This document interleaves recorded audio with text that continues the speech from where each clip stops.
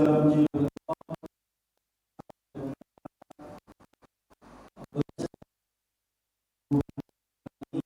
sehingga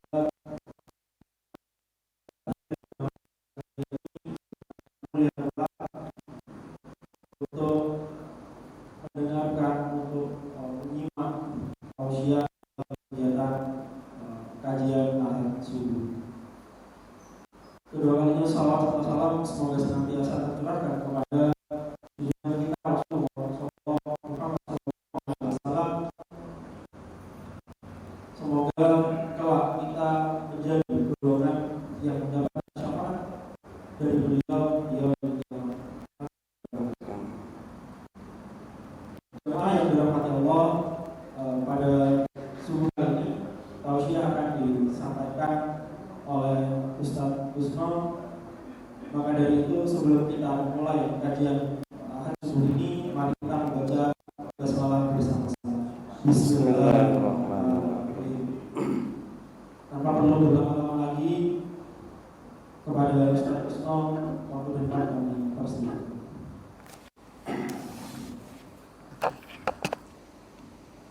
Assalamualaikum warahmatullahi wabarakatuh. Bismillahirrahmanirrahim.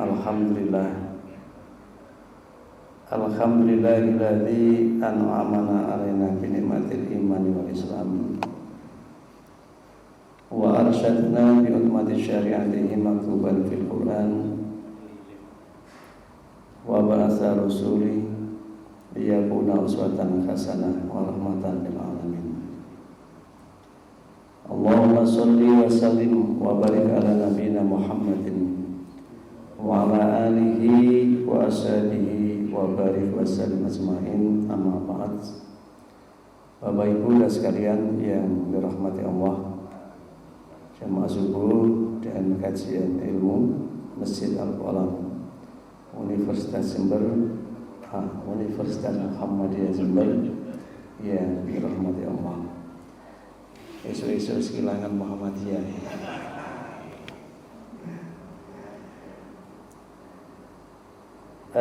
Pagi ini saya mau teruskan ngaji risalah Membumikan Islam Berkemajuan, yang merupakan amanah secara terstruktur dari persyarikatan kita, karena sesungguhnya setiap produk,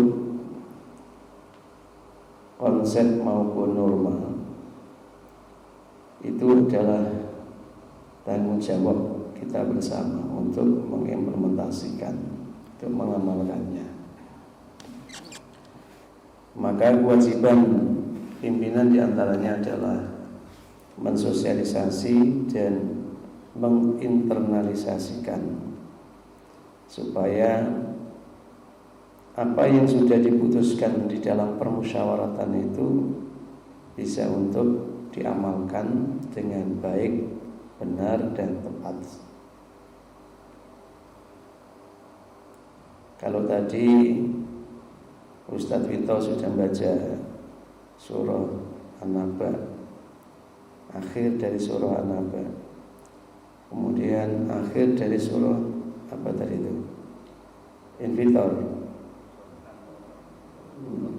Mutaffifin, surah Mutaffifin, yang pada intinya diantaranya adalah manusia itu menerima imbalan perbuatan masing-masing. Jadi orang yang bertakwa, ya dia akan mendapatkan imbalan, berada dalam tempat yang penuh dengan kenikmatan. Sebaliknya yang dia kufar, dia ingkar, maka dia pun akan mendapat balasan dari perbuatan-perbuatannya, lalu terhimpun di suatu tempat yang penuh dengan penderitaan dan kesengsaraan. Namanya neraka. Dan dalam kehidupan ini orang Jawa sering nyebut ulak wali zaman, ulak wali mongso. Ketika di dunia ini rata-rata orang kafir dengan ego keserakahannya itu menghimpun kekayaan dan kekuasaan, lalu meremeh-temehkan, menista dan membuat orang-orang yang beriman, yang percaya dengan Tuhan itu mengalami kesengsaraan dan penderitaan. Jadi orang kafir itu orang yang paling gak senang kalau orang beriman itu mendapatkan kebaikan. Nggak usah dicari kafirnya mana gitu ya. Pokoknya orang kafir gitu ya. Tapi pada hari itu nanti, pada hari di mana orang-orang kafir yang sekarang ketawa ketiwi gitu, menikmati penderitaan orang beriman, itu besok akan terbalik. Pada zamannya nanti akan terbalik, di mana orang-orang yang bertakwa, yang beriman itu akan tertawa melihat penderitaan daripada orang kafir. Jadi saya sampean dari orang iman menderita itu diguyu karo orang kafir. Tapi nanti pada saatnya ketika jenengan tetap istiqomah dengan keislamannya, dengan keimanannya, jenengan akan tahu ternyata pilihan jenengan itu enggak salah, pilihan jenengan itu benar. Kehidupan jenengan jalani dengan cara mengabdi kepada Tuhan, ya, itu benar. Dan mereka yang tidak mengindahkan larangan, perintah, petunjuk Tuhan dalam hidupnya, walau punya ketuhanan yang maha esa misalkan, sehingga perilakunya itu tidak lagi kemanusiaan yang adil dan beradab, tapi kemanusiaan yang zalim dan biadab. Itu nanti akan jenengan yang ketawa kepada orang begitu, loh ketahuan toh, gitu. Ya. Dan akan terjadi dialog yang ya sama dengan sekarang ini. Artinya sama itu, setiap perbuatanmu kan mendapat imbalan masing-masing. Ya. Jadi itu sebuah keyakinan yang mesti dihujamkan, dikokohkan, dikuatkan di dalam jiwa setiap kita, agar Islam yang kita miliki itu Islam yang bisa menjadi tameng dan benteng dari penderitaan yang mesti kita alami. Gak mudah berkeluh kesah dengan kondisi dan situasi, tidak cengeng, tidak cengeng, tidak suntuluyu, tidak cengeng. Kita menjadi umat yang betul-betul siap dan sigap untuk menghadapi tantangan dan rintangan yang ada. Maka di dalam buku Risalah Islam Berkemajuan pada halaman 31 pada poin F disebutkan kerjasama itu mesti dilakukan dalam kebajikan dan ketakwaan. Hidup yang kolaboratif, hidup yang saling bertolongan satu dengan yang lain, itu mesti dilakukan. Dalam melaksanakan dakwah, apalagi mengajak orang, harus mendekati ke orang. Makanya istilahnya merangkul bukan mendengkul. Ya, merangkul bukan mendengkul. Kepada siapapun kehadiran insan berkemajuan itu harus menjadi orang yang bisa untuk membina potensi-potensi yang ada, untuk disinergikan, untuk dikolaborasikan, sehingga potensi itu menjadi kekuatan real yang dahsyat. Ya. Maka perbedaan yang ada sebesar apapun harus dipandang kecil. persamaan yang ada sekecil apapun harus dipandang besar kalau kita ingin membangun kerjasama, ya. Nah, dakwah itu akan efektif ketika ada jaringan dan jalinan kerjasama antara ya dai-nya, ya mad'unya, gitu ya. Ya lingkungan di mana proses dakwah itu mesti dilakukan. Nah, kita mengenal dakwah itu ada yang sifatnya ijabi, ya. Sifatnya adalah dakwah kepada orang yang belum mengenal dengan Islam. Dan ada dakwah yang ditujukan kepada orang yang sudah mengenal Islam. Ada dakwah itu dilakukan fardhi, sendiri-sendiri, perorangan. Ada dakwah itu jama'i, secara komunitas. Dan kita sebenarnya punya tidak hanya dakwah yang seperti itu, tapi dakwah melalui amal usaha. Jadi amal usaha yang dibuat oleh persyarikatan itu bukan untuk mendapatkan keuntungan yang dinikmati oleh orang-orang yang namanya Muhammadiyah itu. Jadi orang Muhammadiyah itu hanya sak dermo, benar ya. Maksudnya hak dermo itu bukan mencari keuntungan dari proses amal usaha yang ada. Jadi bukan untuk menumpuk kekayaan, bukan untuk menumpuk kekuasaan, penghormatan orang-orang pada dirinya, tidak.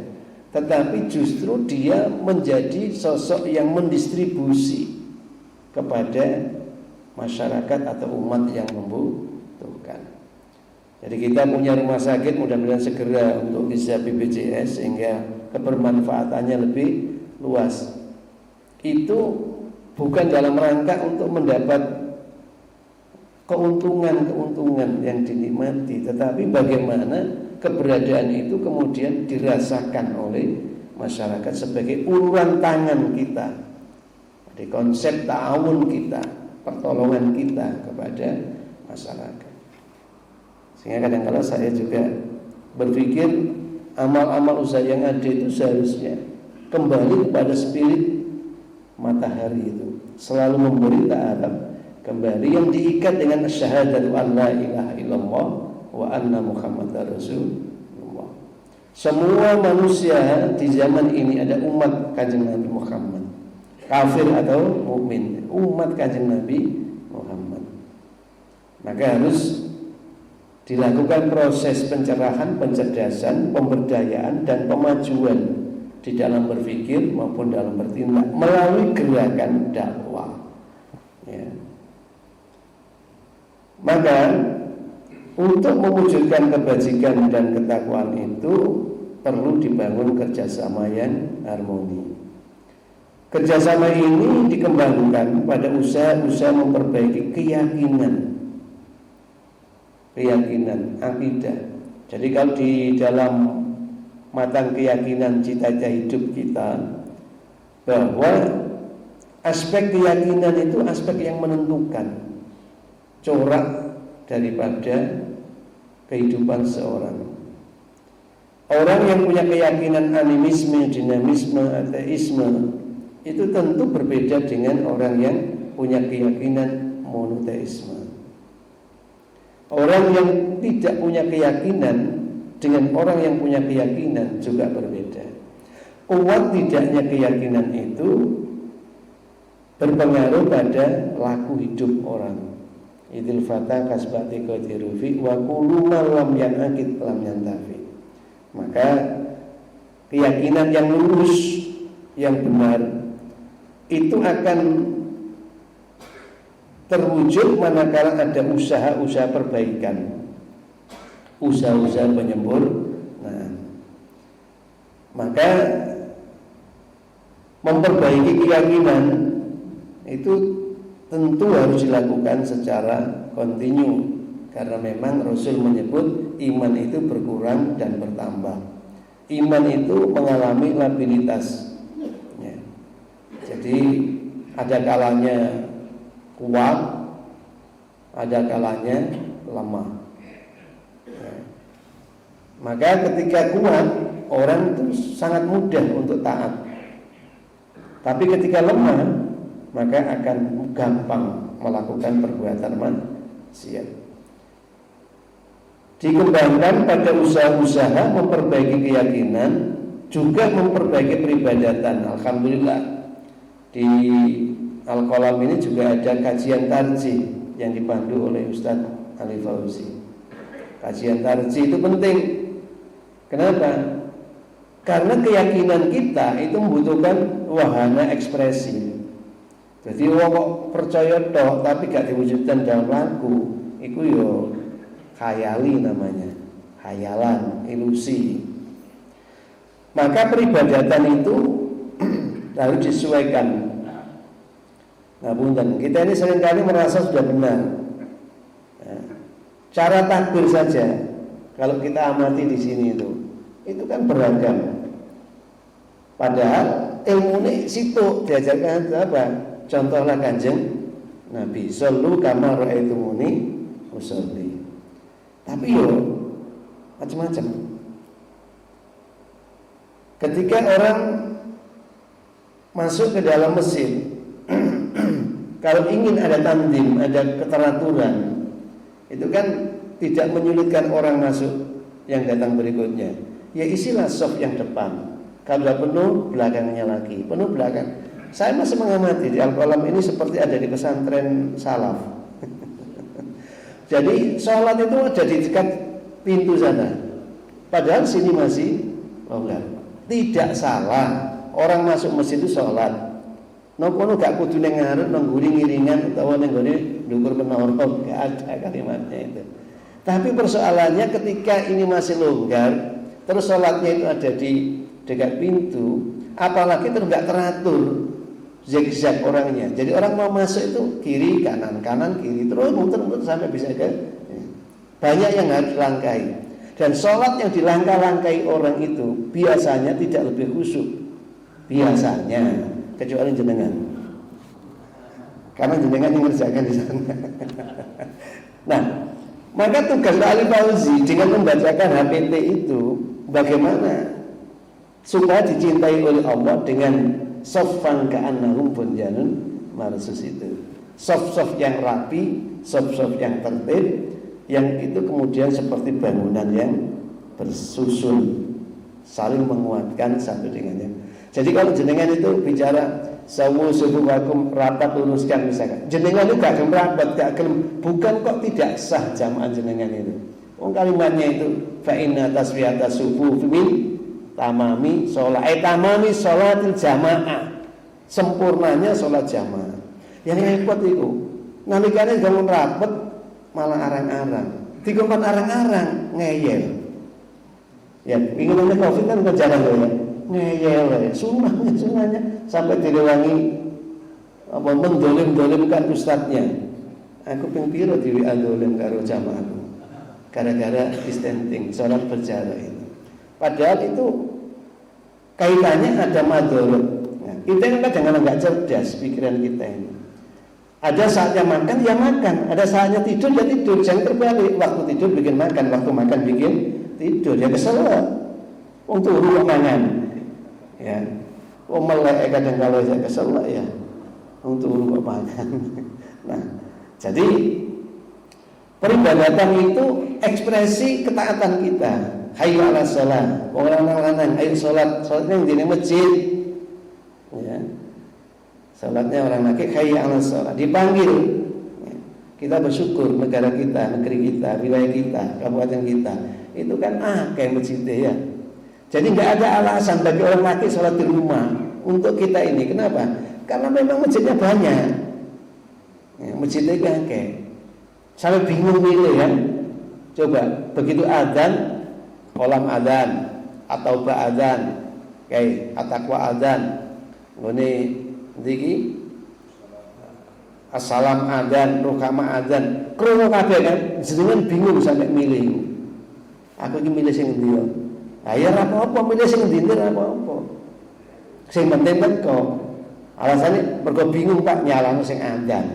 Salah adzan kabeh Pak, dadi gak teko. Wong kabeh nyeluk. Aku teko mrene jare ora ono. Nah, setan itu yo Ngono kuwi penggaweane. Iwas wisufi sudurinas. Peribadatan itu tidak hanya salat, ya, zakat, puasa, haji, bahkan di dalam konsep kaji nanti itu ada ibadah yang mahdhah, ada ibadah yang ghairu mahdhah. Jadi ada ibadah yang sudah khusus, ada ibadah yang masih am. Juga harus dikembangkan pada usaha-usaha pembentukan akhlak. Makanya kita punya istilah kehadiran Rasulullah itu innama bu'istu liutammima makarimal akhlak. Lalu kita muncul revolusi akhlak. Oleh pemerintah diambil revolusi mental. Ya. Kita punya gerakan revolusi akhlak. Ya. Kenapa kok? Iya, memang tidak cukup keyakinan, tidak cukup peribadatan. Hubungan bagus dengan Tuhan, keyakinan luhur itu harus mengejawantah ke dalam budi pekerti. Ya, ada Pak Budi ya. Budi pekerti harus mewujud dalam budi pekerti. Akhlak. Nah, nanti kita juga akan dibimbing. Ada akhlakul karimah, ada akhlakul sayyi'ah, ada mahmudah, ada mazmumah, gitu ya. Ada akhlak kepada Tuhan, ada akhlak kepada sama, ada akhlak kepada semesta. Itu nanti kajiannya dalam APT. Ya. Matur nuwun. Kurang enak ya apa? Kesokan kae. Nah, jadi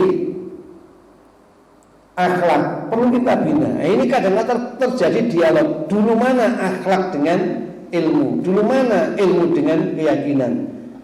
Ini muter. Padahal orang itu bisa berubah itu karena faktor keyakinan dan pengetahuan. Perilaku manusia itu bisa berubah. Itu teorinya adalah keyakinan yang berubah, atau pengetahuan yang berubah, atau kebutuhan yang berubah, atau milieu yang berubah. Jadi kalau teori perilaku itu mesti ke situ. Biasanya sergap nang masjid, karena gak sergap. Cari 4, satu dari 4 ini yang menentukan. Oh, kebutuhannya tidak tercukupi di masjid itu, maka dia pindah ke masjid yang lain. Jadi orang jamaah itu pindah-pindah itu ojo diseneni, itu dikemisi ae. Ya, itu boleh jadi karena di situ belum terpuaskan. Salat kok ya mau gusuk ngono misalkan ya. Aku pengen sing salate tenang. Akhirnya golek masjid ngiringane kuburan. Lan rukusna. Rada ada teko kene. Iku ngiringane kuburan ben tenang. Pak Sis durung nyoba kowe. Durung nyoba salat Isya nang kono.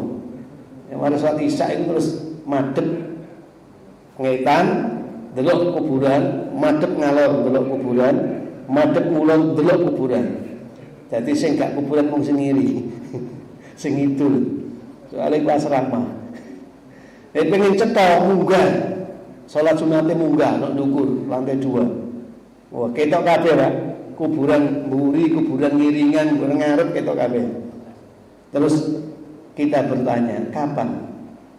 Nah, akan lebih tenang lagi, kapan? Nggih. Pak Abang gareng mriki kami. Sekali-sekali ditinggali. Ditinggali mawon. Ya, alhamdulillah. Ya, artinya memang kadang-kala yang mempengaruhi perilaku itu adalah itu, 4 hal itu. Ya. Akhlak. Nabi diutus untuk menyempurnakan akhlak. Wa innaka la'ala khuluqin azim.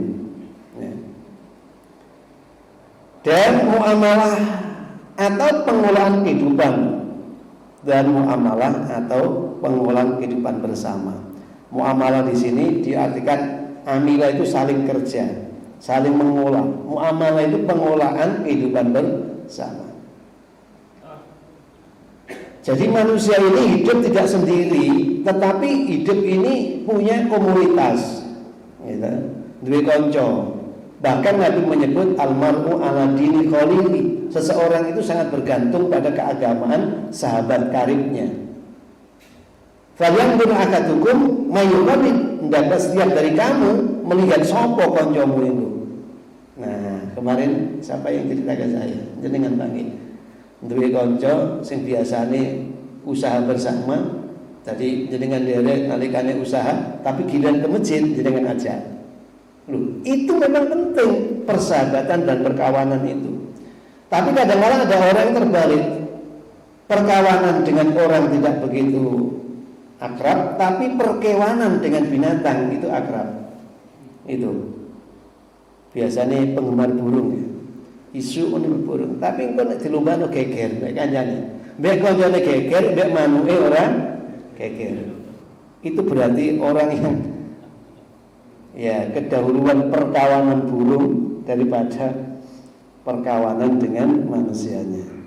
Muamalah dunia itu manusia diikat dengan perjanjian-perjanjian dengan sama.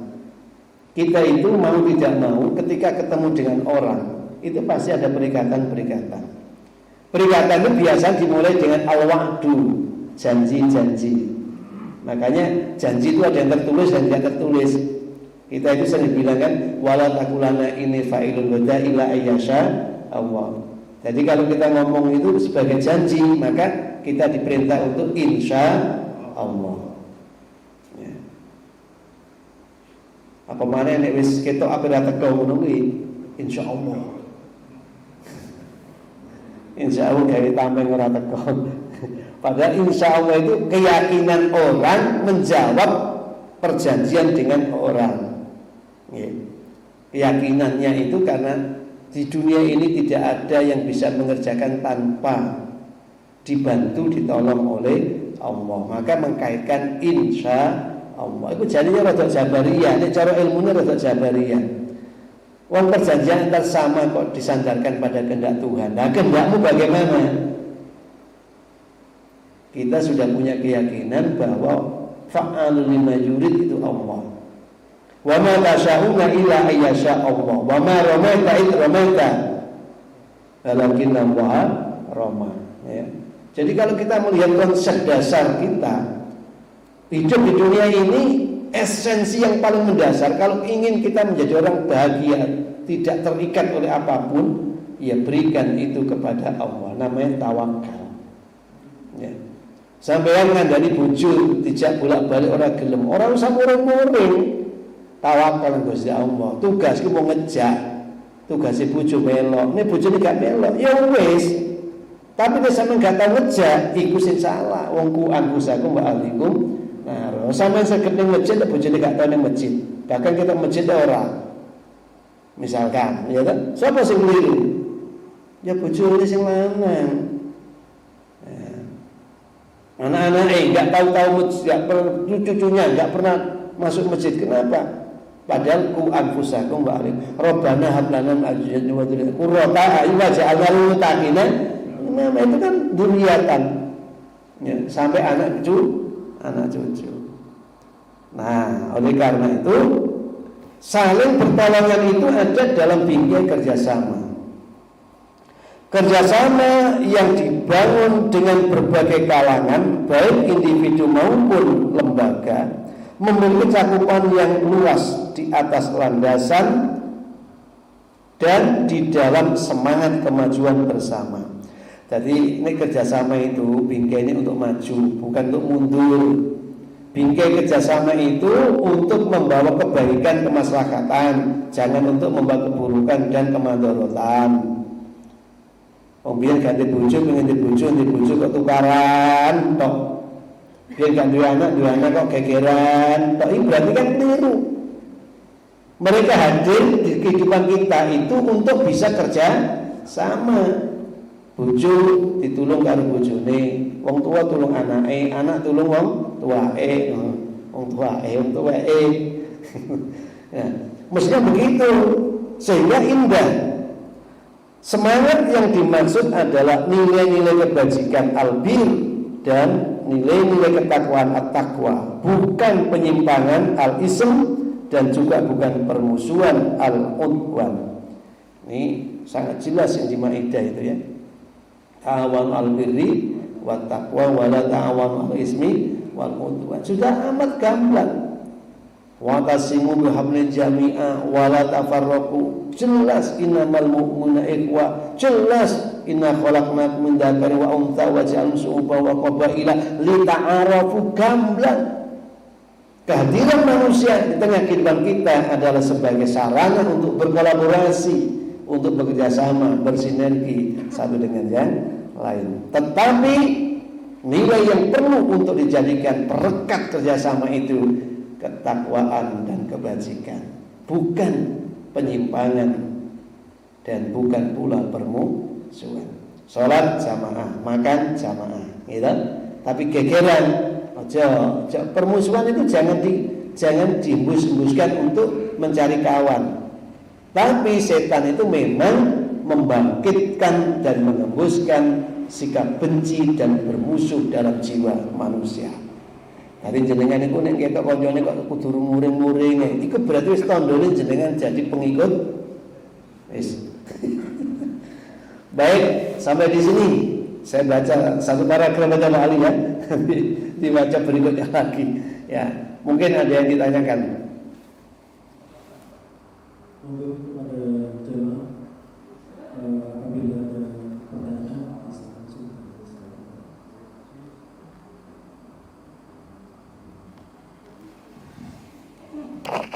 Enggak? Assalamualaikum warahmatullahi wabarakatuh. Waalaikumsalam warahmatullahi wabarakatuh. Saya tanya di luar ini Ustaz. Enggak. Beberapa hari ini Ustaz, kami mengikuti medsos itu bagaimana negara Palestina yang begitu ya kita membayangkan itu susah amat. Dan begitu juga kami membayangkan negara-negara yang sangat makmur seperti Qatar itu. Bayi lahir saja dapat bonus 100 juta dengan uang kita. Begitu juga anaknya kuliah masih dibiayai oleh negara.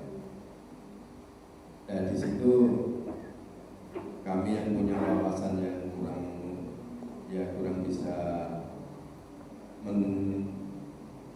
menerima ya bagaimana Allah menciptakan suatu negara yang sangat-sangat berkecukupan. Di suatu sisi Allah menciptakan negara yang penuh dengan penderitaan. Monggo Ustaz minta. Iya. Tadi saya sampaikan bahwa keyakinan itu terus diperbaiki. Keyakinan itu terus diperbaiki.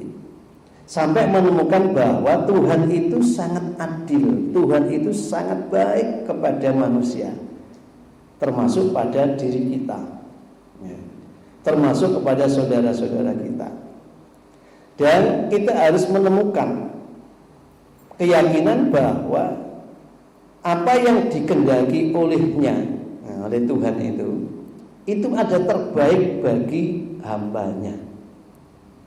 Yang terbaik bagi hambanya. Itu kita harus memiliki keyakinan seperti itu. Sehingga kita akan merasa ridho dengan apapun yang ada. Kita tidak menjadi juru pencela, apalagi mencela kepada Tuhan yang mencipta kehidupan tadi ini. Maksudnya begini, Palestina itu mengalami kehidupan seperti itu. Tidak hanya hari ini, tapi sejarah dari awal keberadaannya ratusan tahun, ya kan? Kemudian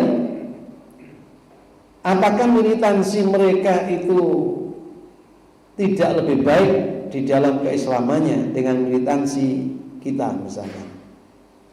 Ya kan? Kita punya panduan bahwa apakah orang itu akan mengaku dirinya beriman sebelum dia dicoba dengan ragam penderitaan sampai dengan peperangan. Itu semua supaya diketahui siapa yang sungguh benar imannya dan siapa yang pembohong atau pendusta. Maka Ketika dunia ini sudah sangat dekat karena teknologi, kan sangat dekat karena teknologi. Ning biyen kan ndak ketok, Pak. Ning kono ono apa ora ketok kan gitu. Kalau sekarang ini di bulan manapun sedang terjadi seolah kita sedang mengalami. Ya. Maka derita Palestina adalah derita kita sebagai orang yang beriman. Ya. Siapapun yang dibunuh dengan semena-mena, ya kan? Siapapun yang dibunuh dengan semena-mena, apakah itu Palestinanya, apakah itu Israelnya, yang dibunuh dengan semena-mena, ataupun siapapun yang ada di bulan bumi yang dibunuh dengan semena-mena, dengan tanpa hak untuk melenyapkan, hak untuk menghilangkan nyawa. Karena kan orang yang membunuh hukumnya kisos, dibunuh kan begitu, boleh. Ini orang tidak melakukan perbuatan sejahat itu kemudian dia diperlakukan jahat seperti itu. Kelihatannya hari ini dia dalam penderitaan, hari ini dalam kesengsaraan. Tetapi tunggu saat hari di mana Tuhan menjanjikan tadi itu, dia akan tersenyum. Yang hakun melihat apa yang telah dilakukan oleh orang kafir kepadanya, dia bahagia.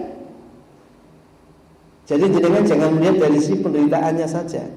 Mereka lebih bahagia pada saatnya daripada kita yang hari ini kelihatannya damai-damai saja, tapi kita nggak berbuat apa-apa untuk ilah kalimatillah. Bukan makmur no masjid ya, rasa-rasa misalkan ya. Pada situasinya aman-nyaman, ya. Genting lagi gembruduk ning masjid. Ya contohnya biyen pasca PKI jari sing ngalami aku tidak ngalami. Pasca PKI ini kan masjid podo penuh toh. Soalnya wedi dianggap orang duit Tuhan. Oh, negara berdaya ketuhanan Indonesia. Memang penguasa itu memiliki otoritas seperti itu. Masjid ini bisa tidak ada penghuninya ya karena perintah daripada amirnya, penguasanya. Masjid bisa makmur ya karena perintah daripada amir.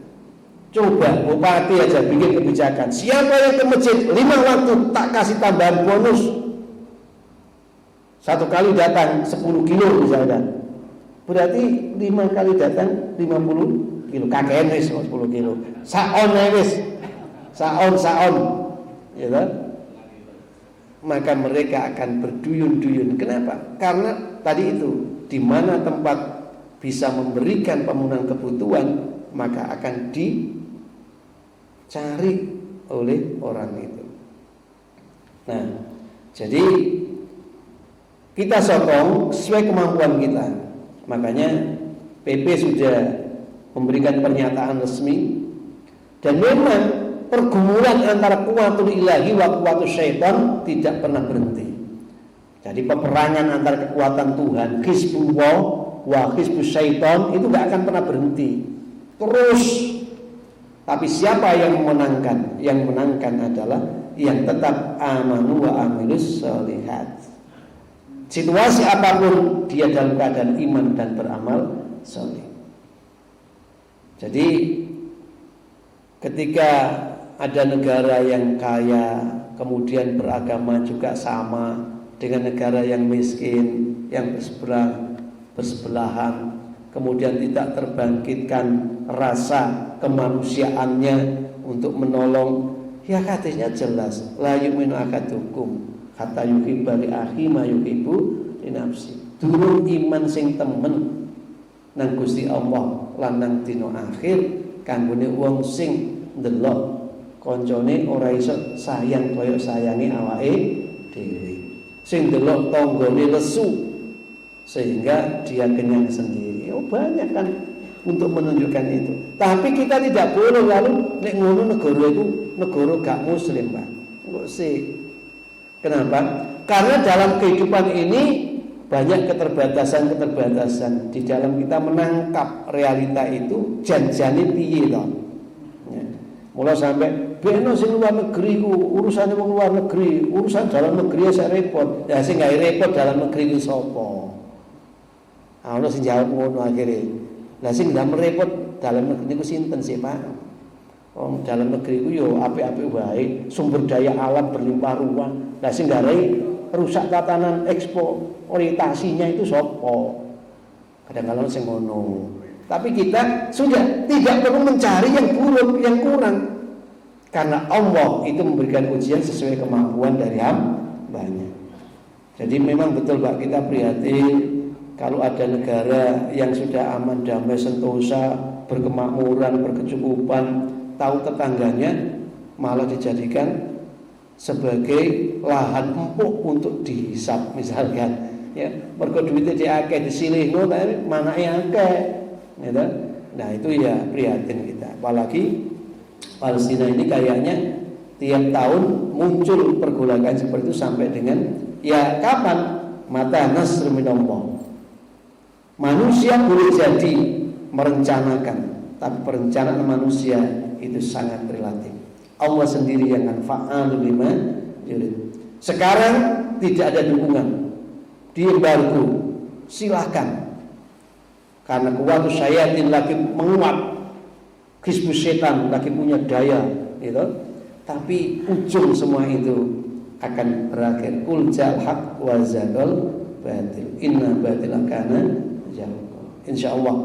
Jadi kita berdoa mudah-mudahan Allah Subhanahu wa taala memberikan inayah, pertolongan kepada saudara-saudara kita, tidak hanya Palestina, Indonesia, dalam negeri yang di Kalimantan juga mudah-mudahan diberi ya pertolongan oleh Allah Subhanahu wa taala, masalahnya bisa terselesaikan dengan damai. Pokoknya urip dunya nek gegeran itu ora tenang. Ora tentrem. Bagaimana menikmati indahnya dunia kalau suasananya diselimuti dengan kekhawatiran dan ketakutan. Bapak Ibu yang dirahmati Allah, saya kirain aja karena saya akan meluncur ke tempat yang berbeda. Untuk itu mohon maaf kalau ada yang berkenan. Dan wayakum nasr minallah fatum qarib wa basyiril mu'minin. Assalamualaikum warahmatullahi wabarakatuh. Alhamdulillah, kemudian telah kita